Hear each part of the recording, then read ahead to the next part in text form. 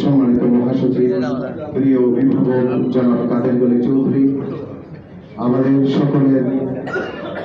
আরেক অত্যন্ত প্রিয় নেতা, প্রিয় অভিভাবক, ঢাকা সাংবাদিক ইউনিয়নের সাবেক সভাপতি জনাব আব্দুল ভাই শিকদার সহ ইউজে তথা প্রাণের সংগঠন ঢাকা সাংবাদিক ইউনিয়নের সভাপতি,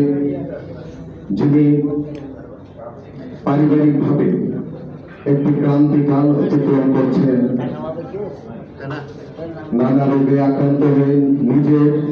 চিকিৎসা করছিলেন, হাসপাতাল থেকে এখানে এসেছেন আমাদের অভিভাবক জনাব শহীদুল ইসলাম,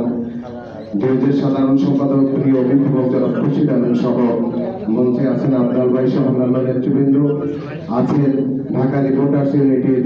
সাবেক প্রিয় সভাপতি জনাব মোরসালে নোমানী এবং ইলিয়াস হোসেন, রুলাবিন গাজী ভাই একজন ট্রেড ইউনিয়নের নেতা হিসেবে নিজেকে এমন স্থানে আসীন করেছেন যে আজকে আমরা বিদ্যমান বাস্তবতায় বলতে বাধ্য হচ্ছি যে গাজী ভাইয়ের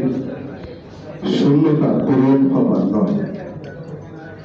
সারা জীবন সাংবাদিকদের অধিকার নিয়ে গণতন্ত্র, মানবাধিকার, মৌলিক অধিকার এবং অ্যাজ এ বার্গেনিং এজেন্ট হিসাবে ঢাকা সাংবাদিক ইউনিয়ন এবং ফেডারেল সাংবাদিক ইউনিয়নের সমস্ত লড়াইগুলোতে তিনি অভিভাবক হিসেবে নেতৃত্ব দিয়েছেন। তার অভিজ্ঞতা আমাদেরকে সময়ে সময়ে শানিত করেছে। জীবনের শেষ দিকগুলোতে ফেসিবাদ, বাংলাদেশের হাজার বছরের ইতিহাসের সবচেয়ে নোংরা স্বৈরাচার শেখ হাসিনা সরকার বিনা অপরাধে